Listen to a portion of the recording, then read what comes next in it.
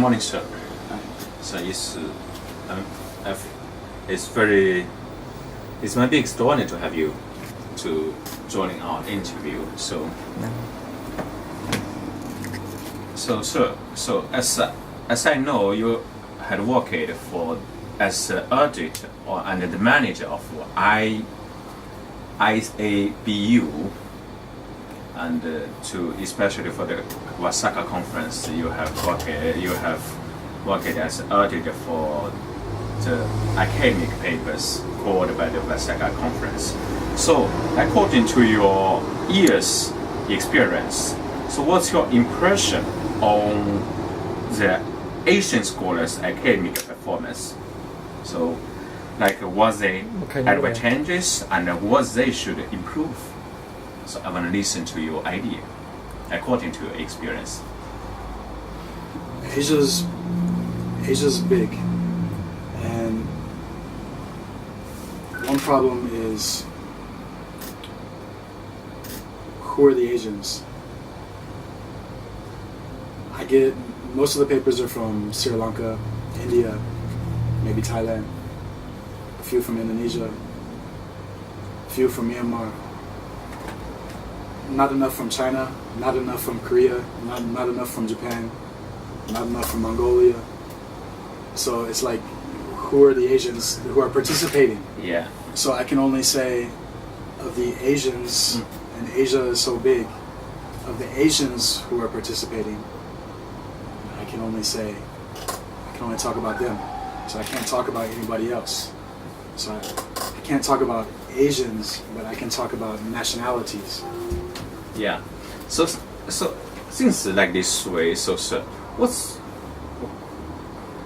kind of reason for those Chinese and some Mongolians, some Koreans, they seems they are not so interested to join in this kind of conference? So not really. I don't want to say that's not true. Or they don't know this, or they don't have never received this kind of invitation. No, it's not that they don't receive the invitation. I have contacts in Mongolia. Let's talk about Mongolia, for example.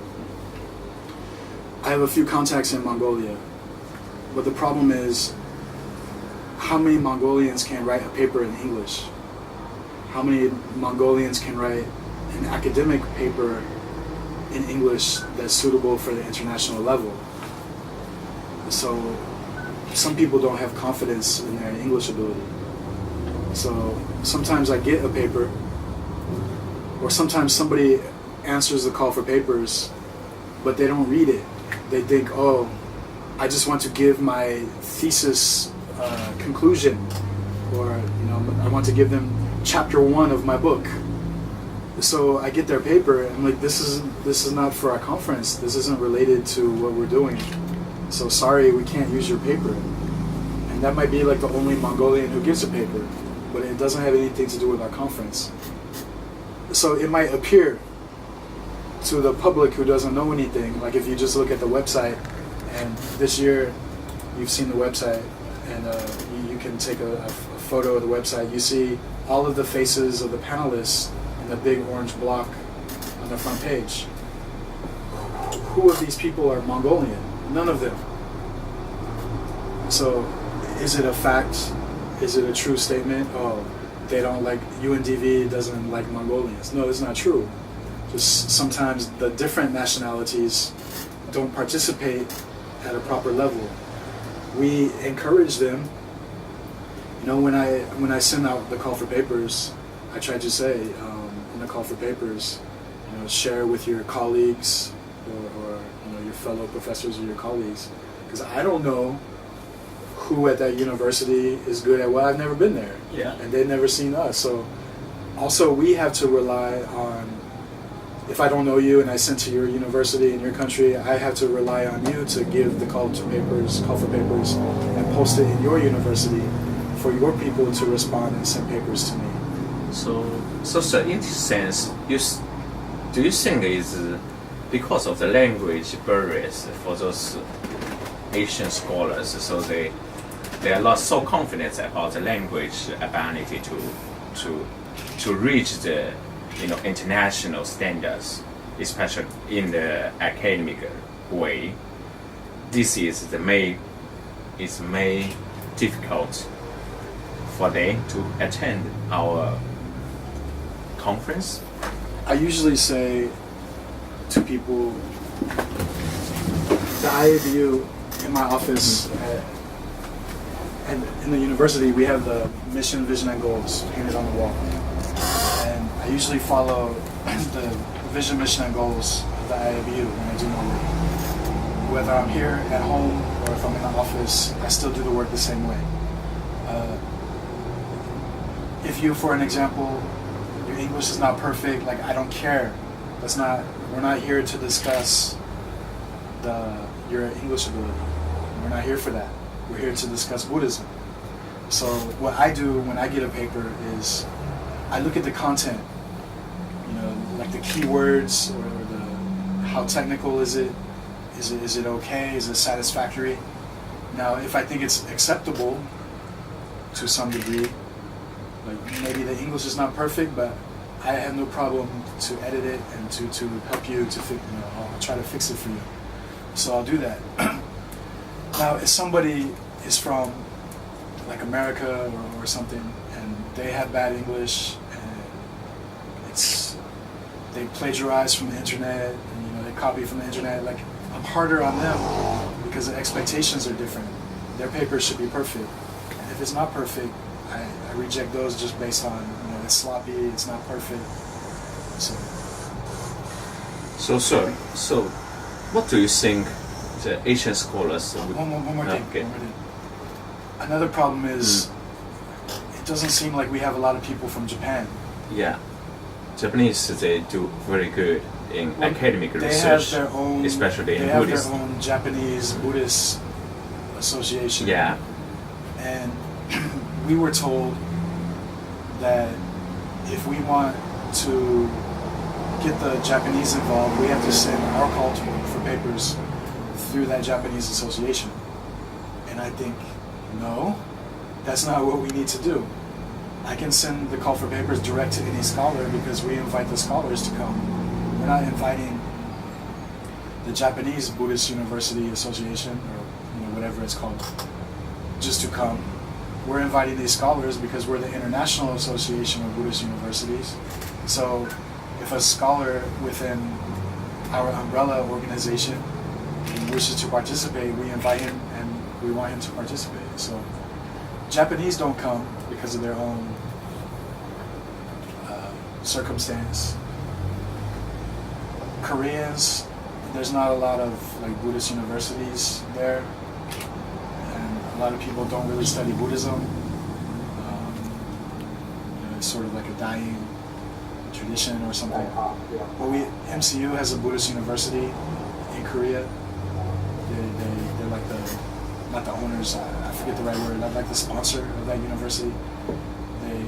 That university's degrees are sponsored by MCU. So that's just a few people that we have contact with in Korea. China, language problem. One of our colleagues in the executive council is from the Buddhist Association of China. And if I send him a call for papers, I expect him to give the call for papers to the various Buddhist universities in China. Maybe I don't have everybody's contact information. So it should be up to our national representatives to disseminate call for papers further inside of their country. So if you come to UNDV next week and think, why is there no Chinese people here? There's so many Chinese scholars who can come.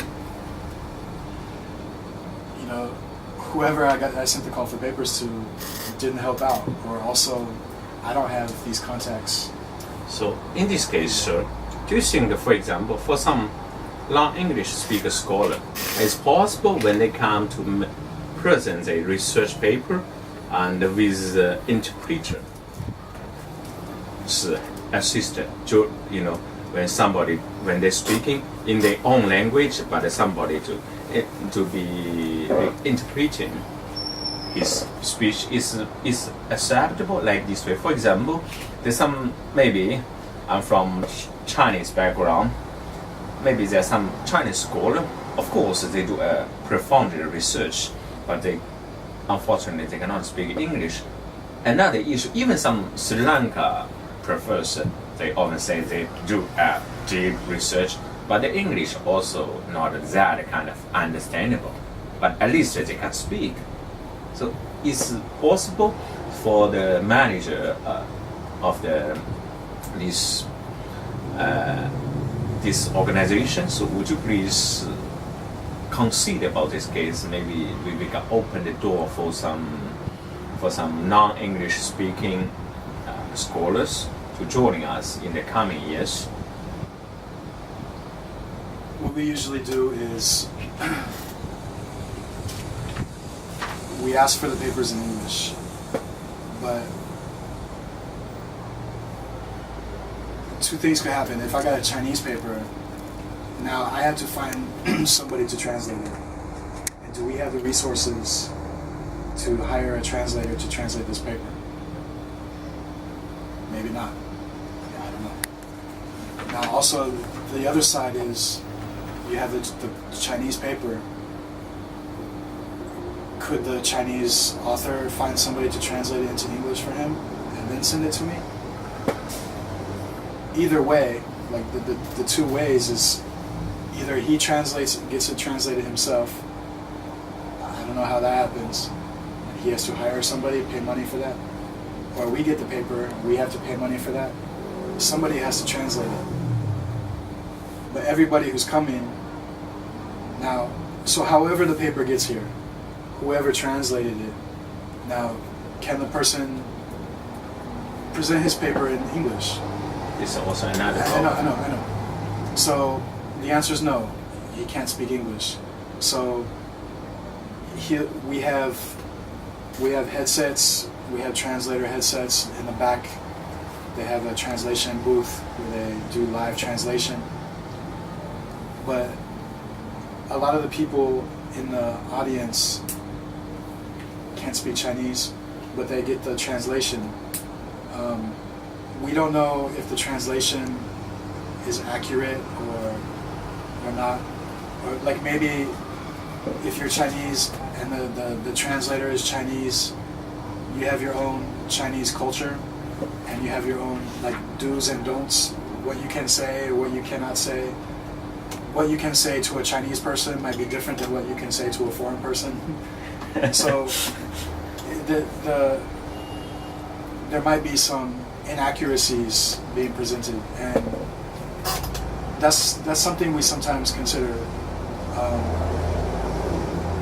Now, one time, personally, there was a World Buddhist Conference or something in China a few years ago, several years ago, and I gave a paper, one of my papers to that conference in English. And because they say we will take international papers, you know, it's an international conference, the Chinese there translated my paper into Chinese. So somewhere on my old computer I have Chinese paper that I wrote. I mean, somebody translated it. Now I don't know if it's accurate. You know, I have no way of seeing if the translation is accurate. So I can't personally check it. So translation is a problem, but it's not a barrier.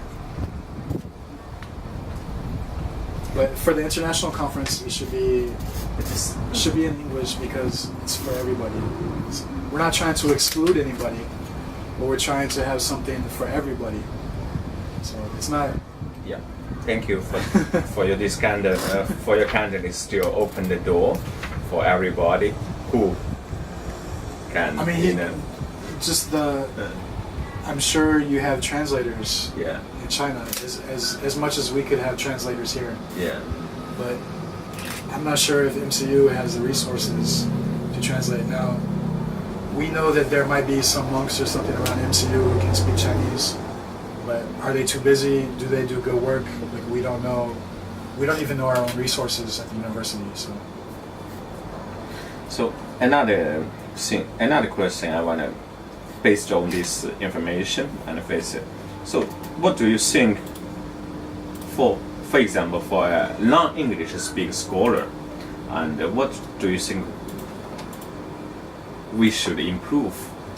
I mean, except the language advantage, you know, according to your experience for these days, you read so many papers, and you edited it, and you also, I think you have the average impression about those papers. And I've been doing this since 2007. yeah, it's nearly 80 years.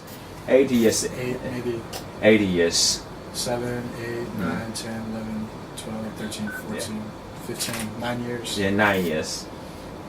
So I want to ask you, so would you please give us some suggestions, especially the young non-English speaker scholars, how could they enter the international stage, you know? Buddhist writers, especially monks, want to give a Dhamma talk. And a Dhamma talk is like, I'm going to talk about nirvana, I'm going to talk about, you know, rebirth, and it's important for the world, or we have environmental crisis, so the Buddha was enlightened under a tree, so trees are very important. We need to have more trees. It's like, I'm sorry, that's a Dhamma talk. Yeah. And this type of material, it's rejected. This is no disrespect to you, but we can't have this in our conference. It's not that it's too simple, but we are Buddhist professors, we're scholars, we're intellectually superior than that level of presentation. I'm not saying we're intellectually superior in the world, but we're better than a Dhamma talk. Please don't insult us with your intelligence with this Dhamma talk.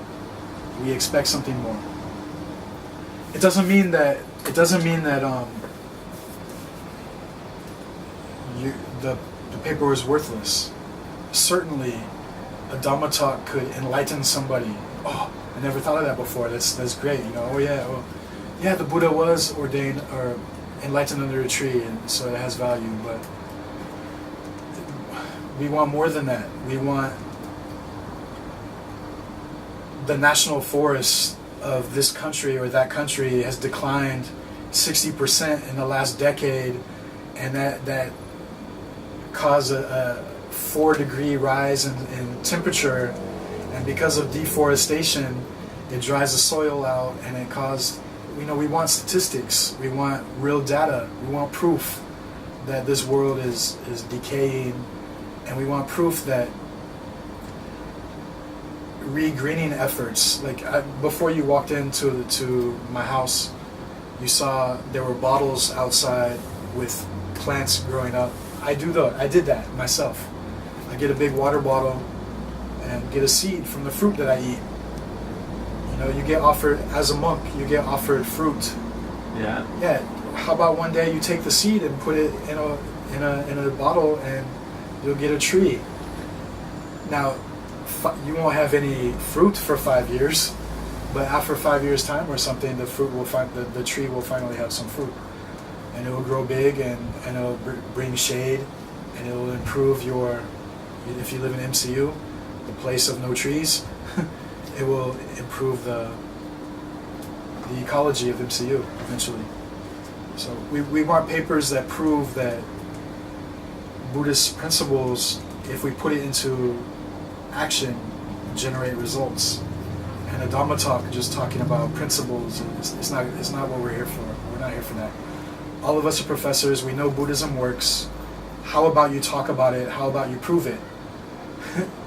We know it works, but now prove it. So, you, as the conference, prefer the researching PhD studies there.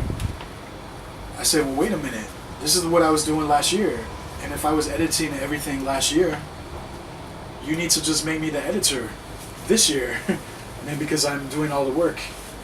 And so, since 2007, if you saw the book, this one right here, Buddhist Contributions to Good Governance and Development, that's a thin book. And that was the data, this one is the data that I used from MCU from 2006. So I only had these people as contacts in 2006. Now, for 2007 conference. Now, in 2008, the conference was in Vietnam. So I worked a little bit. I got some of my students to send a paper to Vietnam. But I put together the IABU conference at the same time. And there might be like 30 something people here. There's like 74 people here. Basically what I did was I've doubled, tripled the amount of papers that are contributed to the conference. Because of like my work, the conference has expanded to be this big international conference, and it's on my own back. And I was working so much, and we had a lot of pressure.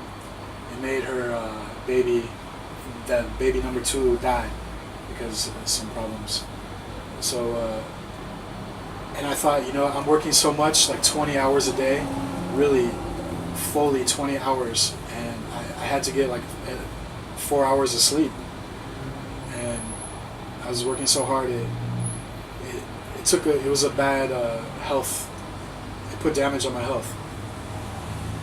So 2009 was the, one of these other ones, I think the red, blue, and green one, 2009. 2010 is the brown one. 2011 might be this green one. And then 2012 is the blue, pink, and green. Vietnam was in 2014, so I have some of those books from here, not all of them, but somebody gave them to me. There was one year we changed the format, so we didn't have an academic conference. Every year, I probably get about 400 abstracts from around the world, more than 400. So I think we can't take 400 people. MCU doesn't have this money, so I don't care who you are. I can't judge by name. I can't. If you're the rector of the university, like I can't care about that. Because it might be possible that a BA student will write a paper that contributes more to Buddhism than like a Dhamma talk written by a rector. Okay, everybody knows Buddhist principles are nice. It's like thank you for the massage, but I want something for my head that's gonna make me think. So sometimes, I get the criticism from a senior person from some country, from some university. And he knows that his student be accepted. Yeah. Now, so he gets angry, and he writes a letter to my rector, or something, or to my boss, and says, "Why did Dion reject my paper but accept my student's paper?"